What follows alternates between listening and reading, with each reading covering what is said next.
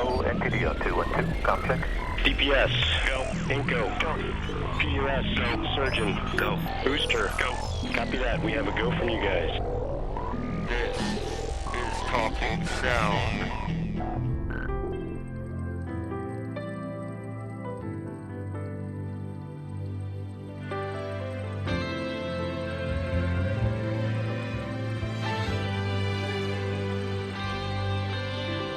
I can still hear Mama say everybody's not your friend.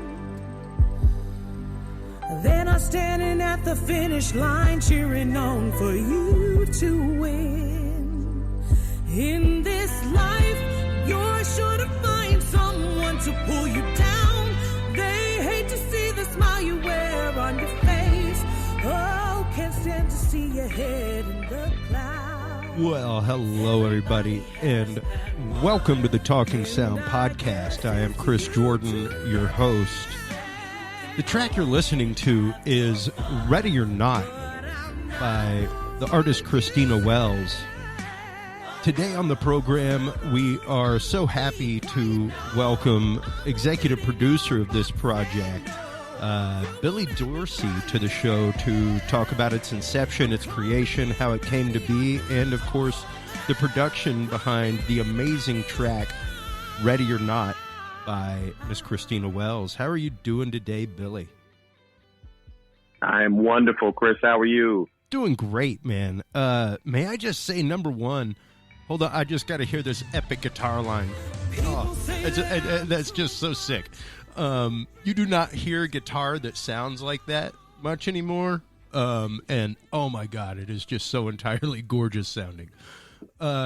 Tell us a little bit about you. I mean, I've known you for years now, Billy. We work together professionally outside of the studio doing things other than music. But to see where you have come to now with production, everything else, to be working with people like Christina on tracks like Ready or Not, amazing production, beautiful arrangement and composition. Tell our audience a little bit about how it was that you came to music to begin with, and how you came to be, I guess, involved with this project. Sure. Music for me is a second language. You know, most children learn a second language very young. And for me, I learned music in the church. My parents are pastors, so I grew up singing, writing songs, and really falling in love with music first in the choir and getting that experience. And then early teens, started singing in groups. Signed my first record deal to sing when I was 19 years old in college at Louisiana Tech. Moved to Houston, started working on my first album, and although the album with the group didn't go well, God used that as an opportunity to bless me to become successful, first as a songwriter and a producer, and then later as an artist. And you have had the incredible, and I mean literally, folks, one of the most incredible journeys I know in or out of the music industry, just personally and in life. And that is the root of a lot of your inspiration for writing, a lot of your inspiration for composition. The message behind Ready or Not is so absolutely necessary in our world of bullying, in our world of body shaming, everything else that's going on in our society right now. Where did the inspiration for Ready or Not come from, Billy? Well, I was brought into the project by Nicholas Johnson, phenomenal music producer and somebody that I've worked with as a musician. He's an incredible bass player. He brought me into the project as the songwriter on Ready or Not. And my first day in the studio to write the song was also my first time meeting Christina Wells.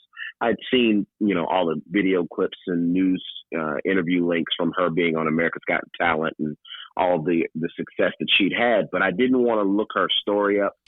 My first time sitting down with her in the studio, I asked her, Christina, tell me your story. What do you want to say to people? What's the message that you want people to receive when they hear a song by Christina Wells, because this was actually her first ever original song. Oh, wow. And the lyrics of the song are pretty much her story. They are her talking about how she was shamed as a child for being too loud, or people making fun of her weight, opportunities that she lost, and the judgment that she faced. You already referenced fat shaming earlier, body shaming. So the things that she went through in her journey, from people judging her from being who she was, and her finally owning it and saying, you know what, I am this. And you're not going to put me in your box. You're not going to limit me. I'm not going to be held prisoner to your insecurities, but I am going to be who I am unapologetically, and you're going to accept me. I'm coming, ready or not. And that's where the song came from. And like I said, such a beautiful and necessary message in today's society, the message behind the track, Ready or Not. What was it like the first time that you actually met Christina? Because I mean, a lot of people collaborate with their own group of musicians, things like that.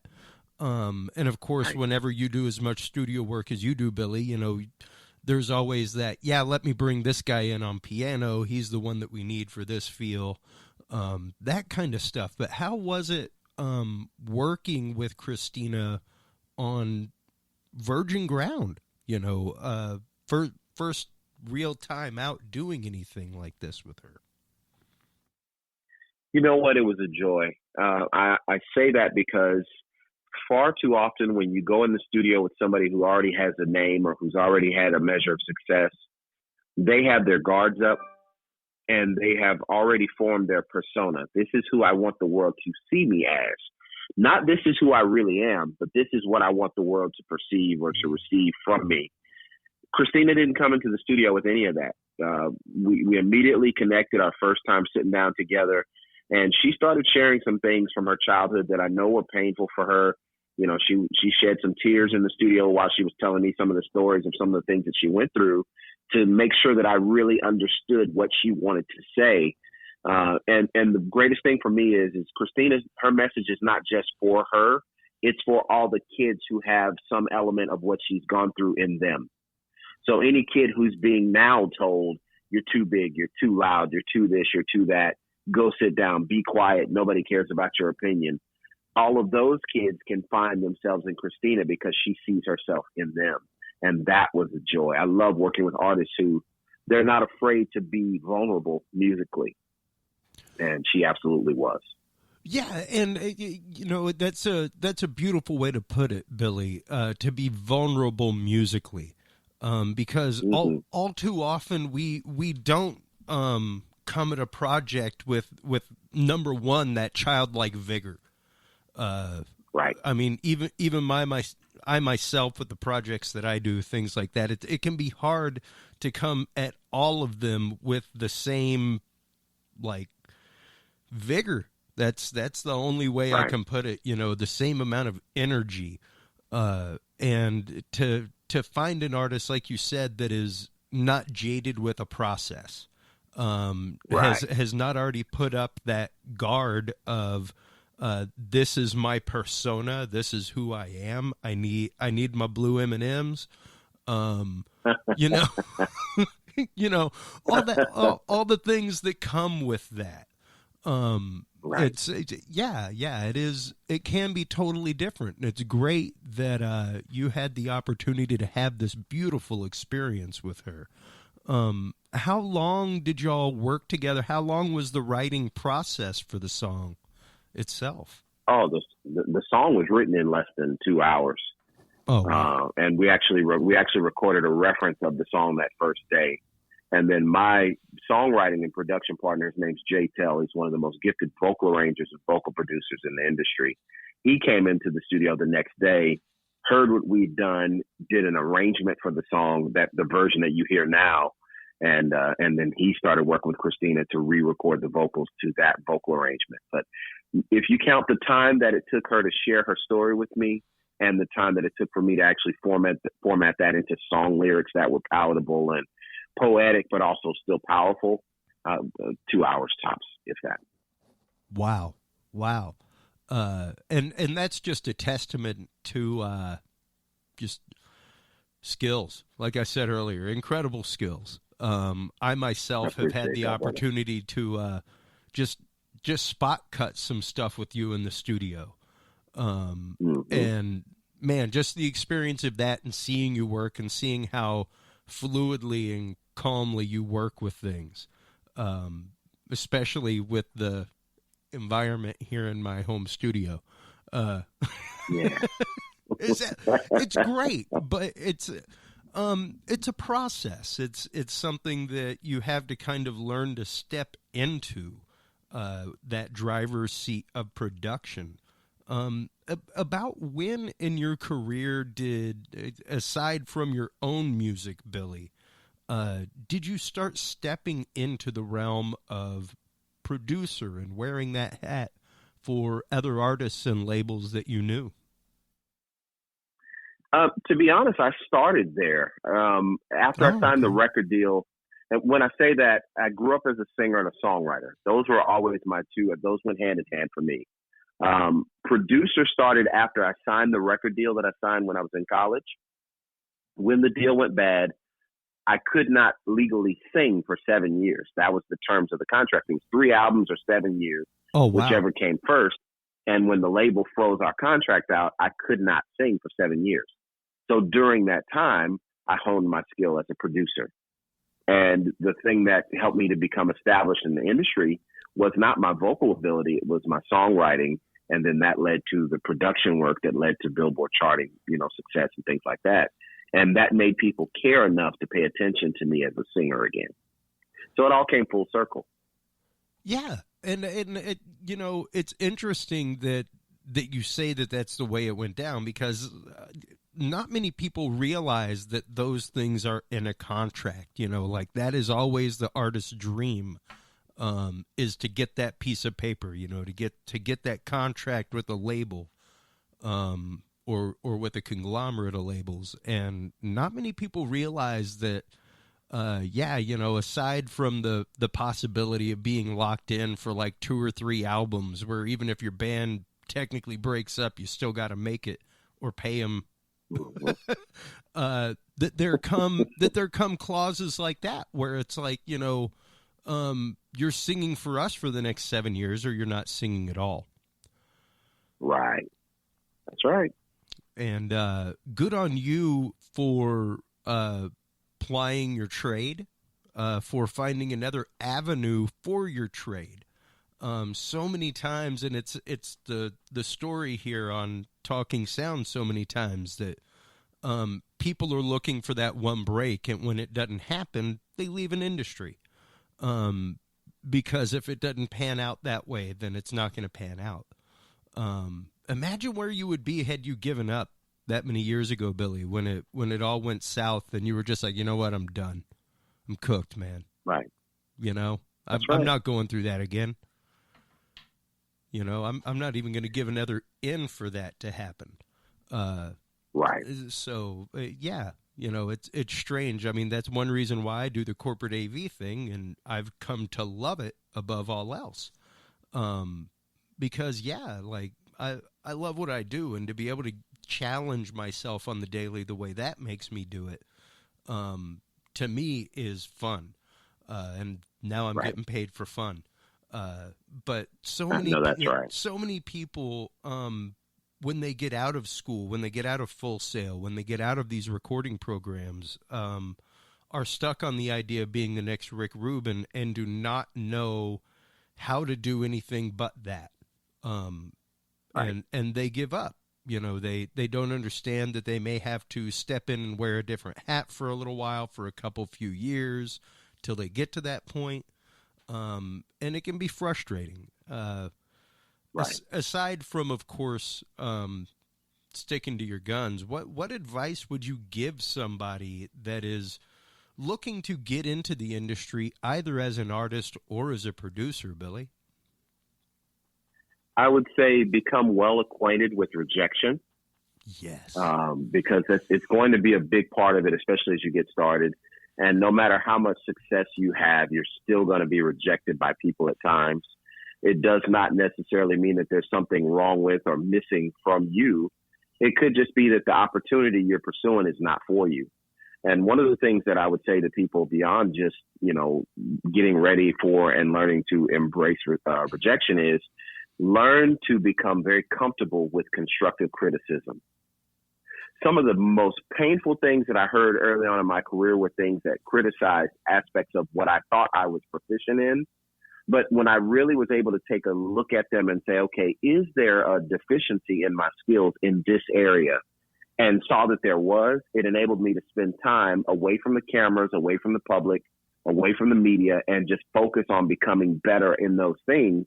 And now some of the things that people critiqued me for or criticized me for early on are some of the main things that people laud and applaud me for now. So not only become comfortable with rejection, but also embrace constructive criticism, criticism that is tendered to build you up, not something that's just meant to attack you and tear you down. Yeah, I couldn't have said that better, Billy, because like I said, the whole reason I do what I do is because it challenges me on the daily. That's right. It's something different all the time, every day.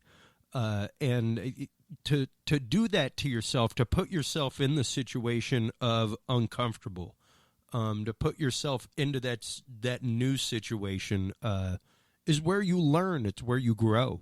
It's where the skill set that you have actively gets to expand. It's right. I see you all the time, pictures of you and your wife working out in the gym, things like that. That's when you throw the 5-pound weight on. It doesn't seem like the 5 pounds on the last 5 reps is going to make a difference, but it does. And it makes makes all the difference. It makes all the difference next time you go to lift. Right. That's right. But you got to put yourself in that situation. And give us an example there, Billy. What was probably the first situation you remember where somebody came up to you and said, like, "Hey, great job," but like kind of gave you the sandwich. You know what I mean? The compliment sandwich, as it's called in management, where it's like, you've been doing a great job lately and really killing it. But have you noticed this? And then you ended on something good. So you've given them the constructive criticism inside of 2 great compliments. But what was the first time you remember getting the compliment sandwich like that with your career? Oh, let me tell you this. I wouldn't even say that I got the bread. I think I just got the meat in the middle. Chris, early on, many years ago now, probably 10 years ago, if not longer than that, Jay Tell and I, we were a part of a production team called Lifeline, where we had a third member named Maestro, phenomenal piano player / producer that we worked with. I'd written a song for one of the artists that we were working with at that time that I thought was phenomenal.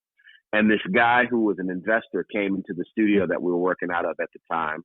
And we played him the records, and I'm anticipating that he's going to say, "Man, that's awesome." And he said, "I really like the music, but that song, the lyrics are elementary." And in that instance, I hadn't done the music. All I had done was written the lyrics. And that's an example of what I'm talking about, where I had to say, beyond the initial reaction is, "Oh my God, did he really just say that about my song? He just insulted my writing." But going beyond the offense, I had to take a look at it and say, okay, could there be any truth to his criticism? Sure. And what I literally did was I wrote out the lyrics to that song, and I started comparing it to the lyrics of songs that were hit songs at the time that I really admired, and then songs from before that time that were just universally recognized and lauded as great lyrical songs. And I started comparing them, and I saw that there was a depth of metaphor that was being used, especially in that time. Everything was metaphor, whereas my song was very straightforward. If you were looking at it objectively from the outside, you could very easily say, okay, this is too straightforward. There's none of the extra creativity. There's none of the metaphorical, application here. And it made me have to go back to the drawing board with my approach to songwriting. It was a hard thing for me to do, but now our songs universally from everything from our Billboard #1 records to the things we've won major awards for, one of the strongest things in those songs is the lyrics. Yeah, you're. So he didn't give. Go ahead. No, go ahead. Well, no, I was just going to say he didn't give any compliment beyond just saying the music was good. So I guess that's the bread, but it went to someone else. It wasn't for me. But I'm grateful for that critique, and I'm grateful that he heard that before the world got a chance to hear the music. Because when somebody tells you something in private, in your own studio, and you go and make the correction, that's okay. You can make the transformation. You can make the adjustment. But when the world hears it and sees it and critiques it and starts to tear it apart, some people never get a second chance when it comes to that. So I'm grateful for that critique. It was a blessing. Yeah. Well, and not just some people don't get a chance for a second chance. A lot of people just don't take a second chance after that critique. I remember. That's right. I remember years ago, my own father. I used to be on 90.1 there in Houston with all my avant-garde music, very soundscapey, very much more an experiment in sonics and sound than melody and harmony. I always akined it to, if you watch a sci-fi or horror movie with no words, there's a sample of my avant-garde music. But I was on the radio with it once a month as a composer, and my dad tuned in one time with a buddy of his. Went out to work on a patio with him the next week, and he was like, "The hell was that damn music you were playing?" It's like, this is my last album that I wrote. He's like, "Man, you gotta write something with a beat that people can get into, man. Like, I don't know about all that." And that was about as straight critique as you could get. Where it was like, hey man, if I was making music for people like you, I don't know if I'd ever make music again. I'm doing something as a form of art here. I don't care if people find it like in a time tube 30 years from now and get into it. This is what I'm doing. But not everybody has that fortitude, Billy. Not everybody has that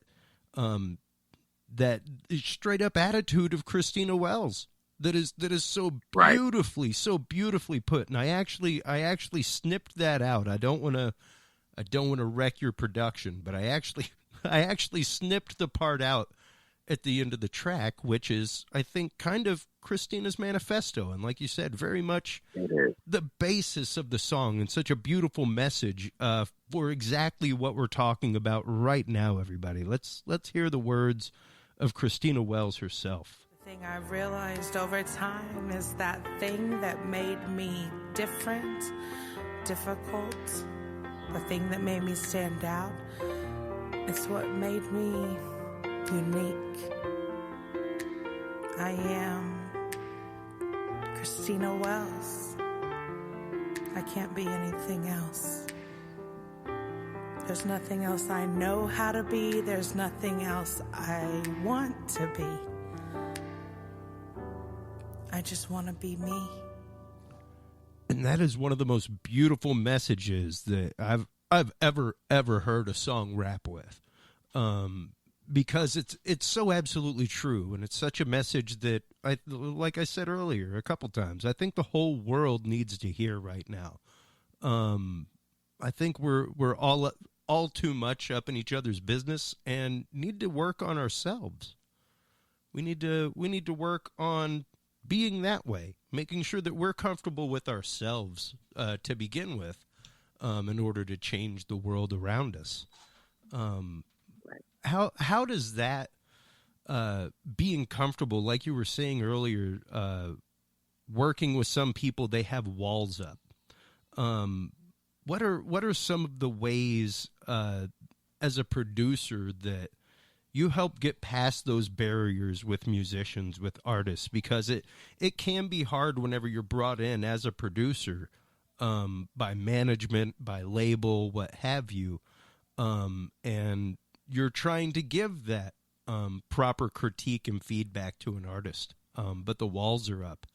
What are some of the ways that you kind of disarm people in that situation, Billy?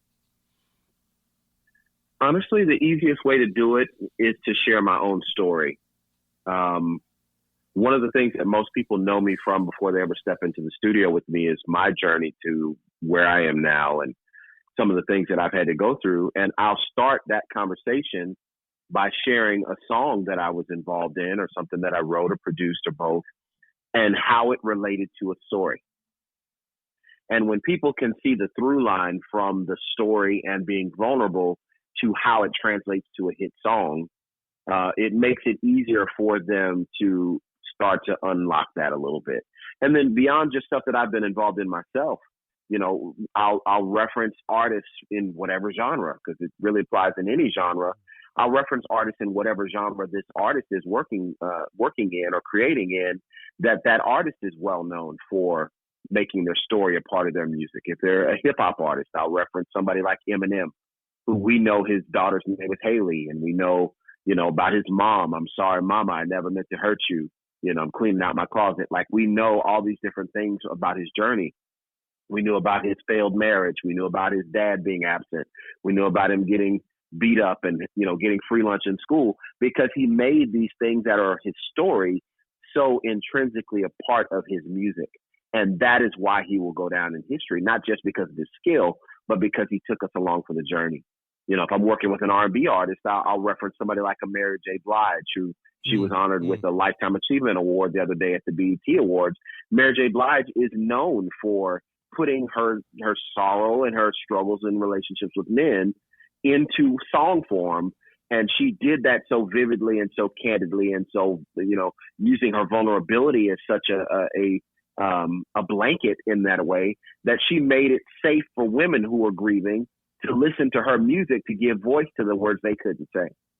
So when you look at artists that are successful and they did it by being vulnerable, not just by being talented, but by letting the walls down, if you point that out to people, if they want to be successful, that they need to be able to do that in their own way, usually they bring the walls down at that point. All right. Yeah. Great advice, man, to really have somebody kind of dig in a little bit and find that moment for themselves. Now, when you were working in the studio with Christina on this, how long did the actual, I know you were saying that the song was written within a couple of hours, but what was the production schedule like? Like, how long did orchestration take, everything else, and all the back end production? Is it not? Well, to be honest, go ahead. Not a lot of listeners. Oh no, I was going to say not a lot of people realize exactly what goes into the production of just a single like this, much less an album itself. Well, I wouldn't want to speak to the production side of it because my friend Nicholas Johnson did the production on that particular record. And when he brought me in, he pretty much already had the track done. He'd already brought in all the musicians. I think the only thing that he was still working on when I came on was he had steel pedal guitar to it. Guitar solo was already there. Piano was there. Drum track was already there. He had already done the foundational work. So I don't know what his time frame was on that. And I don't want to take any shine away from the work he put into the production because I don't know his process. I know for things that we work on to produce, I mean, it depends on if we've got all the musicians in one place where we can create it and craft it together, or if we're kind of bringing in, you know, a drummer and a bass player this day and a keyboard player that day and having somebody come in and lay guitar. You know, it just depends on the schedule. But for Ready or Not, when I came to the table, the production was already done. He'd already kind of painted the picture. All I had to do was write the captions. Oh, wow. So, yeah, he made the walk nice and easy for you then. Oh, yeah. Super easy. Super easy. At that point, all I had to do was listen to Christina share her story, and she and I sat down and formatted the lyrics together. So I can't say I wrote the song. She and I wrote it together. Sure. Because even though I formatted it into song form, that's her heart and it's her words. Yeah. It's her message, and I just wanted to put it into a way that made it poetic and palatable for listeners. And you do such a great job with that, Billy. As a lyricist, I mean, of course, there's being genuine, like you were saying, finding that moment in yourself that makes you vulnerable to the audience lyrically. Aside from that, for aspiring songwriters out there, even people like myself who have a volume of work themselves, but have not taken pen to paper for lyrics in years. What are some of the things that you do, I guess, to regularly throw that 5 pounds extra on the last few reps? You know, what are the things that you do to keep your art limber, to keep yourself in shape as a lyricist? Gotcha. That's a great question. I'd say for me, the biggest things are, one, I always keep the mentality of a student of the art. No matter how much success we've had or how many styles of songs we've written and had success on the charts with, I always approach everything that I listen to and everything that I'm writing or creating from the perspective of it can be better. What is it that I can add to this or bring out in it or approach from a different perspective that will make this song richer, that'll make it mean more, that'll make it cut through more? Because there's so many songs. I think I read somewhere the other day that there were 30 to 40,000 songs released a week around the country. How do you make the one song that you're writing stand out in the midst of that? So one, I approach it from the perspective of a student of the art. I'll never be a master. No matter how much I've accomplished or how great I might get at the art of writing, I will never believe I know everything. There's always more to learn. Number two, there's an expression that says there's nothing new under the sun. And that's very true. There's no concept you can write about that hasn't been to some degree written about before. But how do you find a unique way of saying it? One of the things I love to do when I'm working with an artist is I like to ask them, how would you say this? Not just what is the idea, what's the concept, but how would you say it? I love the idea of spending time, even if it's, me in the studio with Christina for an hour and a half, with her just pouring out her heart, because what that helps me to do, whether the artist realizes it or not, I'm actually learning their cadence. I'm learning the way they phrase things. I'm learning the way that their mind works, so that when I'm writing, I get to kind of step out of my own perspective and look through the window of their viewpoint, so that it becomes a complete paradigm shift. Instead of me looking at things and writing from how Billy would say them, I now get to step into Christina's eyes. One of my favorite books as a kid was the Dark Tower, the entire Dark Tower series, Stephen King.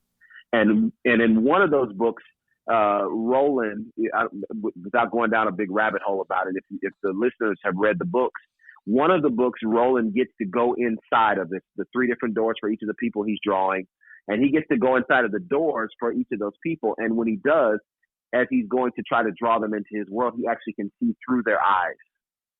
That ideology always stuck with me. So when I write songs, I try to write them through the eyes, through the heart, through the mind, through the way of speaking of the person. So become the person you're writing for. That would be the next thing. And then I think the last thing that I always try to approach songs from is know when enough is enough. And what I mean by that is, my first thing was, how can I make it better? And that's important. But you can go over something and try to perfect it so much till you squash the life out of it. Yeah. You have to know how to say that's it. That's where it needs to be. And there's an art to that. And so for me, that balance of making sure I can get it as good as I possibly can, making sure that it's from the perspective of the person I'm writing for, and then making sure that I'm always a student of the art, and at the end of it, that I know when to step away from it and say, that's good enough. That's kind of my approach to writing, and it served me well. Man, that is so simplistic and pure, Billy. And so absolutely, like, I've got goosebumps right now just hearing you talk about how you work your craft and knowing how I work mine on this end as a musician. It was like, wow, yeah, know when to leave it alone. No, like I know that's so many. I know one band that was working on their album when I left Portland, Maine, and this was like a decade ago. The singer worked on vocals for 1.5 years. The band was broken up when they released the album, and they released the album because we're not going to not release this album. Right. Like, people gave us, like, our friends gave us money to make this album, you know, and, like, yeah, to, like, rent equipment and record it ourselves. But number one, that's part of the problem with recording it yourself sometimes, is that you get caught in that loop of I can make it better, I can make it better, I can make it better. And sometimes you just need a producer like you to go, you know what, we're cooked on the day. Let's hit this hard tomorrow, fellas, and pick up where we were 4 bars ago. You know, and there is an art to that. Like you said, there is a definite art to knowing when to back away and go, looks good. That's it. So that's it. You know, it's the sculptor approach. Yeah. All you got is what that clay is. So you can sculpt until you bring out. I heard somebody the other day say that you're not sculpting. You're sculpting you're not sculpting from the outside in, although that's what you're physically doing.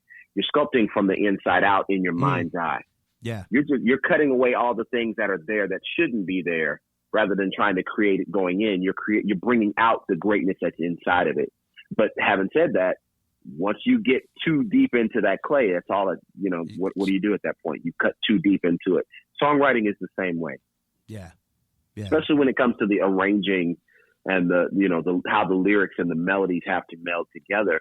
Once it's right, you have to have one of the greatest blessings, and I want to add this in case somebody ever needs to hear it. One of the greatest blessings to me as a writer is having my brother Jay Tell write with me.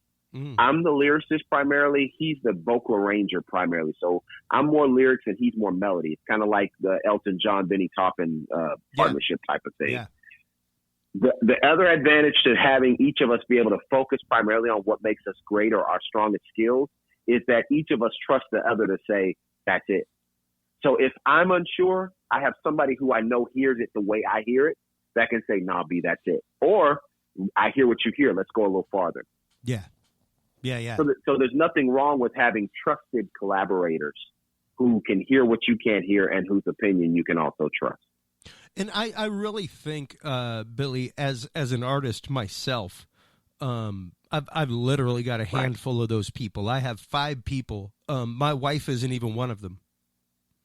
I love my wife dearly, but she's not going to give me the critique that I'm looking for in music.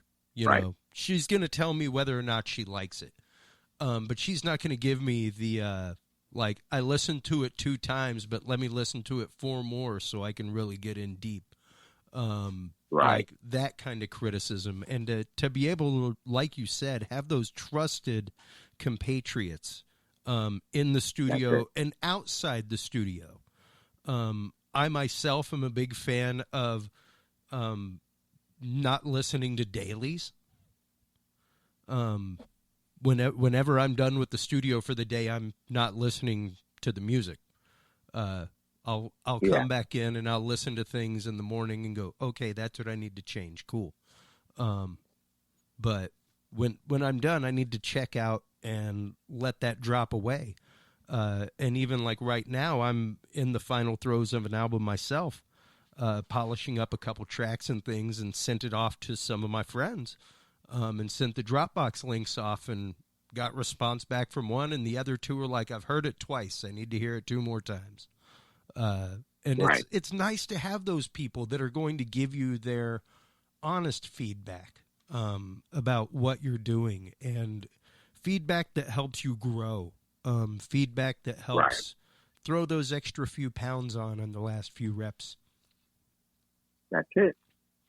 So as we close out here, Billy, thank you so much for taking the time to come on the show today, talk about what it is to be an executive producer. I'd love to talk with you more, of course, about arrangement, composition, things like that. But what was probably your most enjoyable experience working on this project with Christina Wells for the track Ready or Not? Honestly, my most joyous part of the process is when we got the final mix back. Chris Godby, who is a great friend of ours now, and he's Justin Timberlake and Timberland and Madonna and all those guys. He's their mix engineer. He is now working with the Bridge Life too. So he did the mix on this record. And when Christina heard the rough version, like the raw recordings, and she loved it. She loved the feeling. She knew she delivered, but she was still unsure because this was her first ever original song. So I like this. It really feels good, but is it the one? Is it good enough? And when she heard the final version of the mix, because we went through several edits and she made notes and we made notes and sent them back, and Chris would adjust as often happens during the mix process and send another bounce back. But when we got that last bounce of the mix back, and she called me and she was so excited. I mean, she was, Christina is she has a big voice. So and that's not just when she's singing. So when she called me, she's like, Billy, oh my gosh, this is incredible.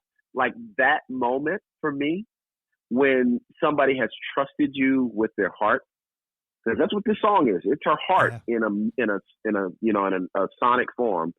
When someone has trusted you with their heart, with their gift, with their talent, with their time, with their brand, because she is Christina Wells, the brand. Mm-hmm. This is her first ever original song, and she's trusted me to walk this journey out with her.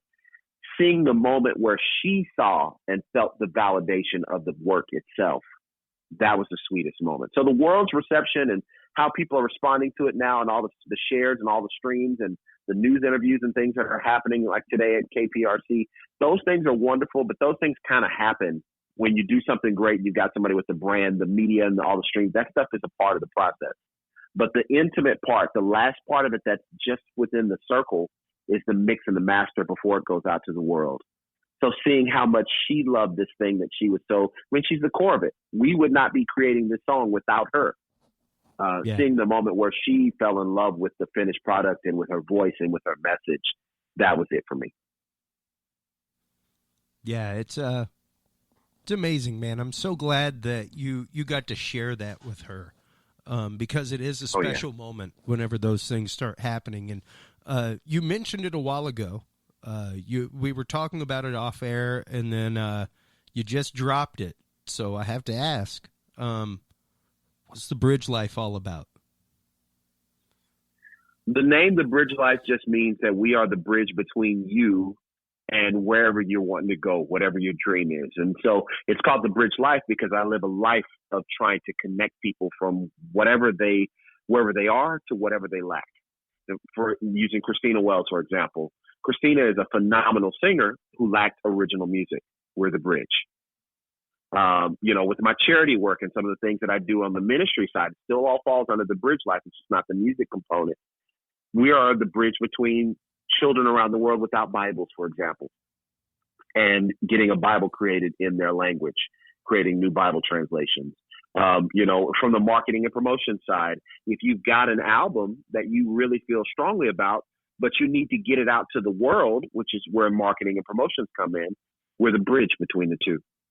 If you've got a great song, but you need a visual for that so that you can really capitalize on your streams and connect with those people who never listen to the radio, but they live on YouTube, we're the bridge for that because we can direct music video. So it just means whatever our clients or the people that we come into contact with or partner with are missing, or whatever they need, whatever your goal or your dream is, we're the bridge between where you are and where you want to be. The Bridge Life. Beautiful message, man. Beautiful. And, I'm so glad that there are people like you out there. There are people like our other guest, College of Hip Hop Knowledge, who are out there taking these young artists literally by the hand and walking them through the process. Showing them that, like you said, like Christina she'd already been on America's Got Talent. She's already a brand. Like you can go and check her out online. Everybody, feel free to go on to ChristinaWells.com. You can see her press kit. You can book her, all kinds of stuff. I mean, amazing. But her first time recording her own music. Her first time creating an original piece of art. And that's a process. And like you were saying earlier, it's a heartfelt process. It's a process that you really need to treat with the proper gloves. And I think, Billy, you've done a beautiful, beautiful job with the track Ready or Not and with Christina Wells. Kudos, my friend. Thank you, brother. Thank you, my brother. Anytime, absolutely. And as we get ready to go out here, tell everybody where they can go to find out more about your ministry, where they can go to find out more about your work, where they can go to get a hold of you to produce for them, to write for them, everything else, Billy. Absolutely. If you are looking for someone to produce or write for you, the easiest way to connect with me is via DM, either on Instagram or Facebook. On Facebook, it's Bishop Billy Dorsey Jr., Bishop Billy Dorsey Jr. And then on Instagram, Twitter, Snapchat, all the rest of those, it's at BILLYDTHEBRIDGE, Billy D the Bridge. So hit me with an instant message or DM through any of those means of contact. And then via email is thebridgelife, bridgelife@gmail.com. And those are the easiest ways to connect with me for production, songwriting work, or just to follow what we're doing. And to follow the ministry, go to yourwordproject.org, yourwordproject.org. All right, Billy, thank you so much for taking the time once again. I know that between your production work, between the ministry, between literally traveling the globe over the last year, for you to be able to take the time out for our audience means the world to me. Thank you so much for taking the time to come in, share your vast realm of knowledge. I'd love to have you come back in, talk about video production, all that kind of good stuff as well, marketing, everything else. So you're always welcome on this show, any show that we have, my friend. Bro, it's an honor. Thank you for having me. And anytime I can be available to be here, brother, I will be. Absolutely. Please do hold the line. While you were online checking out the great work of Bishop Billy Dorsey as well as Christina Wells, make sure to stop on by the Talking Sound Show. TalkingSoundShow.com is where you can pick it up. You can also go to TalkingSoundPodcast.com. They're mirror sites. Made it nice and easy for you to find. You can find all the episodes there. You can also find all of the news articles from industry news. You can find the freelance directory, where if you're a freelance AV guy like me, you can find companies around the country that hire you out. Make sure to check us out on the HC Universal Network, everybody. And remember, take care of yourselves, take care of your hearing. Till next time, keep reaching for 11. We'll talk to you soon. Bye-bye. This is Talking Sound.